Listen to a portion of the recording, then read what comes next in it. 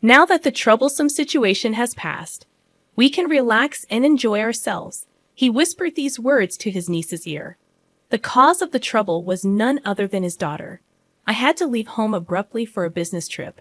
Despite my concerns about being away from my daughter for several days, John reassured me and bid me farewell, urging me to go in peace. My daughter and John usually spent quality time together, so I felt at ease leaving her in his care. However, recently, my daughter's behavior had taken a peculiar turn. In hindsight, I should have delved deeper into these feelings. "Mommy, don't go to work."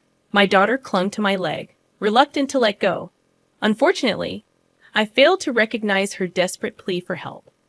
Feeling like a failure as a mother, little did I know that John would lock my daughter in the storage room and embark on a trip with his niece.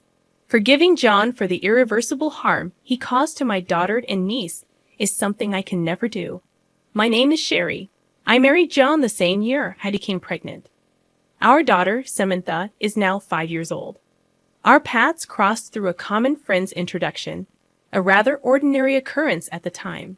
John, who had a fondness for children, worked at a toy manufacturing company, while I had just been chosen for a work project. Despite being engrossed in our respective careers, marriage was not on our minds. However, upon discovering my pregnancy with Samantha, everything changed.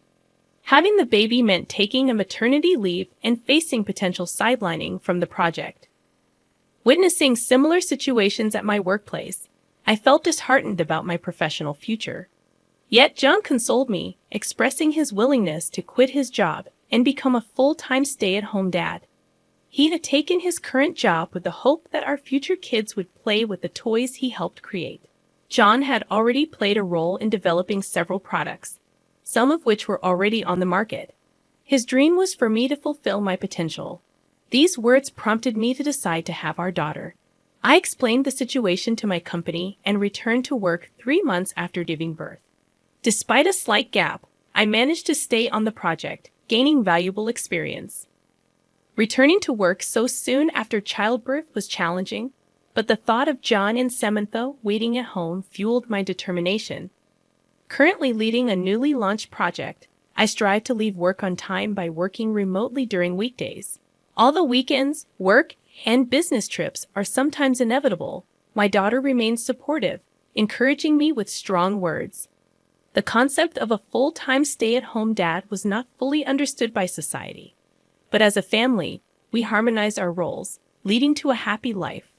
One day, my sister-in-law discussed her divorce with us. Her husband, 10 years her senior, had frequent clashes due to differing opinions. The final straw was when he raised his hand against her.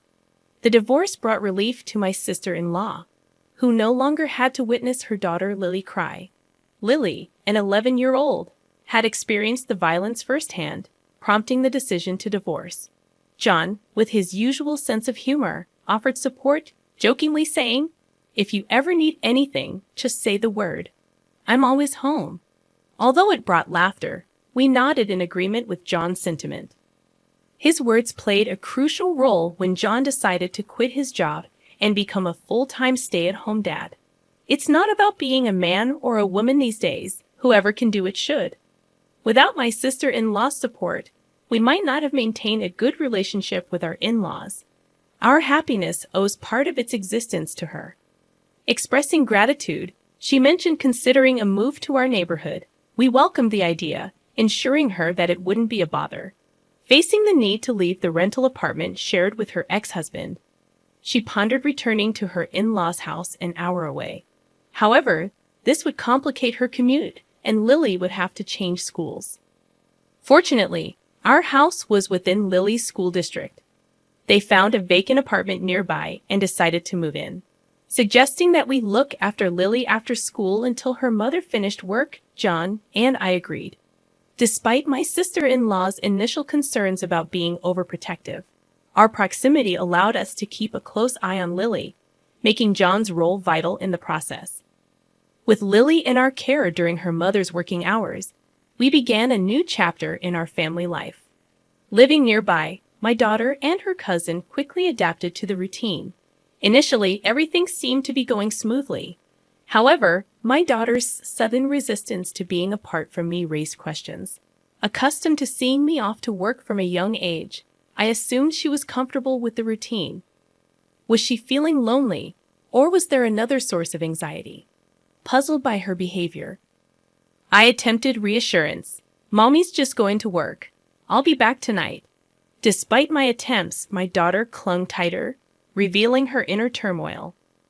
Concerned, I discussed the situation with John, who optimistically suggested that perhaps something happened at preschool. Assuring me that Lily's presence would provide comfort, John believed they might share secrets and alleviate any concerns my daughter had. Hoping this was the case, I refrained from pressing my daughter for answers. My daughter and Lily formed a close bond, with Lily treating her like a little sister. Observing their camaraderie, I believed my daughter's behavior was a passing phase. As my workload approached a lull, I planned to take leave and spend quality time with my daughter soon. However, unexpectedly, a business trip arose, requiring my absence for 5 days. Despite concerns, John's reassuring words encouraged me to proceed with the trip. Packed and ready, I left home 2 days later, with Lily visiting at the time. John, my daughter, and Lily saw me off with smiles. Little did I know that, at that very moment, events were unfolding at home beyond my expectations. John, exhibiting signs of departure, raised anxious questions from Lily. "Isn't Samantha coming with us?" John, to ease Lily's worries, fabricated a story about Samantha joining me on the business trip upon my return. Convinced by the tale, Lily accepted the explanation, and John directed my daughter to find a non-existent item in the storage room before my return. Samantha, believing her father's words, ventured into the storage room. Unbeknownst to her, John closed the door from the outside. Oblivious to the unfolding situation, my daughter did not notice the door being shut. John, muttering about the nuisance being gone, left with Lily for their trip, unknowingly leaving my daughter trapped in the storage room. Upon John's return 4 days later, he cheerfully chatted with a saddened Lily. Blissfully unaware of the events in his absence, John was shocked when he saw the storage shed and remembered he had left his daughter behind. Panicking, Lily rushed to the shed, where an unidentifiable liquid seeped out from under the door. John, attempting to stop Lily, confessed the truth about leaving Samantha behind. Lily, in shock, tried to open the shed door, only to be halted by John. The revelation left her devastated. The realization that Samantha was left in the shed, contrary to what John had assured her, prompted Lily to blame him. John, trembling and admitting his mistake, faced Lily's accusations. Witnessing this, I finally spoke up, questioning John's actions. My voice, cold and filled with anger, sent chills down my spine. Even my daughter, standing beside me, mirrored the intense emotions. John, turning around to face us, was frozen in shock. "Sherry." Contrary to John's astonishment, Lily burst into tears upon seeing Samantha. Hugging Samantha tightly, Lily expressed relief that she was safe. Samantha, avoiding eye contact with John, reciprocated Lily's embrace. I couldn't help but wonder about the emotional toll these events had taken on the innocent children. I stood protectively in front of my daughter Samantha and niece Lily, yet John showed faint concern. "I'm glad you're safe," he muttered towards Samantha. "Glad she's safe after you left her behind." "What are you saying now?" "Samantha said she wanted to be with you." "And why are you here, Sherry? Weren't you on a business trip? You were supposed to return tomorrow." "Oh, so you thought you'd be back before I got home. Could it be that you often leave Samantha like this when I'm away?" John fell silent at my words. His silence was more affirming than anything else. "I've already heard the story from Samantha. I'll be hearing it from Lily as well." Turning to Lily, who was still embracing Samantha, she met my gaze firmly and nodded as if she had made a decision. The fact that I was able to rescue my daughter Samantha was a stroke of sheer luck. The thought of what could have happened if my business trip dates hadn't changed sends shivers down my spine. On the day I was supposed to leave, I indeed boarded the Amtrak. However, I received a sudden notification that the trip was canceled. So I got off the train mid-journey and returned home. Since the trip was called off, I could return home directly, arriving earlier than my usual time. Finally, I would have a chance to talk with Samantha. I took a taxi from the station, rushing home. As I got out of the taxi and approached the front door, I heard a voice calling, "Mommy." Thinking Samantha had seen me and was running towards me, I turned towards the voice, only to be shocked. Samantha's voice was coming from inside the storage shed. "Samantha?" In a panic, I'd opened the shed door to find my daughter there, drenched in sweat and sobbing uncontrollably. At her feet lay the burst remnants of a water-filled bouncy ball I had given her. This toy was developed by John when he was still working at the toy manufacturer. I had given it to Samantha, hoping to cheer her up when she first started showing signs of distress. Apparently, she panicked when she realized the door was shut, either throwing or stepping on the ball, causing it to burst. The liquid seeping out of the shed was from this ruptured bouncy ball. The floor was also scattered with Samantha's old clothes. "What happened? Why are you in here?" I hugged my crying daughter and asked her. What she told me then ignited a fury in me, the likes of which I had never felt before in my life. "Samantha said you asked her to look for my jewelry. She's deeply shocked both from being left behind and being locked in." "Locked in?" The door wasn't locked. I thought she would come out on her own. Being suddenly shut in is frightening even for adults. It's not surprising she panicked and couldn't open it. And I've heard about the usual situation. Now I finally understand why Samantha started acting out. My husband would have noticed the cause. After all, he was the cause of it. After we started looking after Lily, John began to favor her, neglecting Samantha. My daughter felt increasingly lonely as John paid attention only to Lily. But Samantha, caring for me and my busy schedule, could only express her feelings in such a way. It seems she also knew Lily was troubled by John's behavior.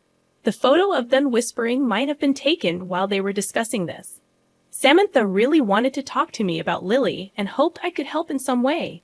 However, Samantha didn't have the right words to accurately convey this. Unsure of how to express it to me, Samantha's words to me were hesitant. Yet she cared deeply for Lily, despite feeling lonely herself. What a kind-hearted child she is. After hearing from Samantha, I immediately called John, but he didn't answer.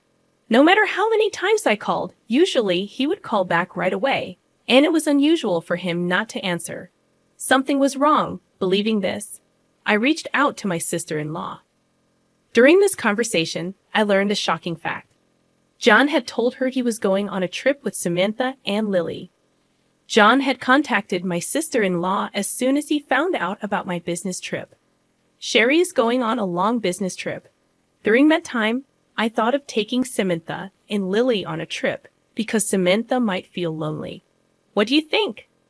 My sister-in-law was also busy with work and felt guilty for not being able to spend much time with Lily. John lied that Samantha and Lily wanted to go to a theme park, and my sister-in-law agreed, thinking it would be good for Lily. Of course, I hadn't heard anything about this plan from John. Hearing this, I felt as if the blood had drained from my face. Could John have been planning to leave Samantha alone at home during this trip? I informed my sister-in-law that Samantha was actually at home. When I mentioned that I couldn't reach John, she said she would try calling him herself, and we ended the call. I thought something was off and checked around the house, and I was shocked. There were lots of prepared meals in the fridge, and the water heater for the bath was left on. Could it be that he prepared all this so Samantha could stay alone? That is, John had planned to leave our 5-year-old daughter alone for 4 days with just these arrangements. My sister-in-law managed to reach John, who was apparently at the theme park with Lily, and casually said, "I'll have to hang up. Our turn for the attraction is coming." She also received pictures of Lily alone at the park, confirming Lily's safety. Angry yet relieved about Lily's safety, my sister-in-law and I decided to wait for John and Lily's return. John, perhaps as an alibi, had sent me a picture of Samantha and Lily, which must have been taken previously at our house. My sister-in-law received photos of Lily playing at the theme park. There was even a fake story of the two having fun together to pretend for it. And so John, believing he had fooled us, returned home in high spirits, having completely forgotten about the daughter he left behind. Why did my husband want to go on a trip with only his niece so desperately? Why John wanted to go on a trip only with Lily was beyond understanding. His affection for his niece was one thing, but his actions were abnormal. I wasn't the only one who thought so. Really? What were you thinking? Leaving your own daughter behind to go on a trip with your niece? That's abnormal, sis. Why are you here? I've heard everything from Cher. My sister-in-law burst in out of breath, likely having run here straight from work. Seeing her, Lily left Samantha and ran to her aunt. Mom, Lily, I'm sorry. Then, for the first time, Lily told us everything about what my husband had done. As soon as we started looking after Lily, John began to pay attention only to her. According to what Samantha told me, it appeared so to Samantha. But in reality, it was more distressing for Lily. John had an unusual obsession with taking photos of Lily.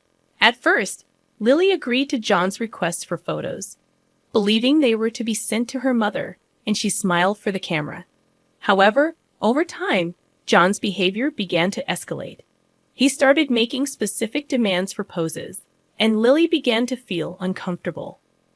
But when Lily once refused and said no, John threatened her, saying he would tell her mother, making it seem like he was blaming Lily for not complying. Lily is a naughty girl for not listening. Maybe I should tell your mom that we can't look after you anymore.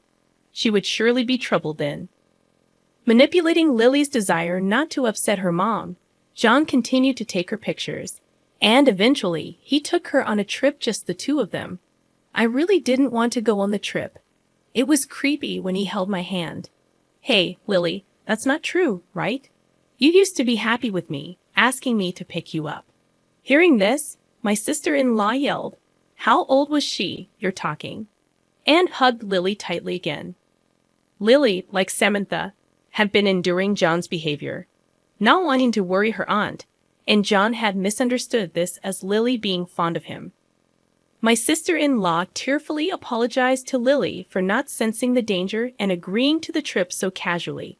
She regretted her complacency for always having John look after Lily. "I'm sorry, Lily. If only I had been more careful." Lily shook her head in her mother's arms, said in a trembling voice that she never wanted to see John again. John began to panic pathetically at this. "Don't say that, Lily. I just wanted to show you affection. Stay away from Lily from now on." But then my sister-in-law demanded he delete the photos and snatched his phone from him. In his panicked state, however, upon seeing the photo folder, she was lost for words. There was an abnormal amount of photos of Lily saved.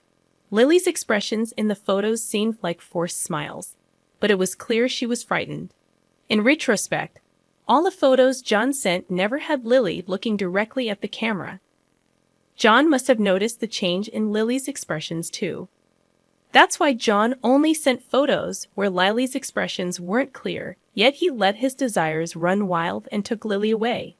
Disgusting. I felt nauseated by John's abnormal behavior. My sister-in-law, holding the phone tightly, seemed frozen in place. We both shielded our daughters behind us, confronting John. There was no way I could forgive him for leaving Samantha behind, and I didn't want him near our daughters ever again. All feelings of affection had vanished in an instant. It's not like that. Listen to me. I love Lily, and of course, I love Samantha too. John continued to make excuses, only further frightening Samantha and Lily. I presented him with the divorce papers I had prepared during his trip, gathered our belongings, took Samantha, and left the house. I couldn't bear to share the same air with him for another moment. My sister-in-law and Lily followed us out. All that followed was my husband's sad screams. Afterward, I took my sister-in-law and Lily to their parents' house and informed them about John's behavior. When I mentioned leaving him with the divorce papers, my in-laws promised to handle everything from there. They assured us they would prevent John from approaching us again. Lily finally seemed to find some peace upon hearing their words. My sister-in-law and Lily decided to stay with my in-laws for the time being, planning to sort out work and school later. Though it likely meant Lily would have to change schools, we couldn't discount the possibility of John lurking around her school route. Samantha and I decided to return to my parents' home too. During John's trip, I had been managing work, household chores, and childcare alone. Thankfully, Samantha was a resilient child, and I felt confident that we could manage well on our own. Living without John, just the two of us, seemed entirely feasible. Those hellish 4 days indeed contributed to my newfound confidence. For a while, we'll live at my parents' house, grateful for their kindness.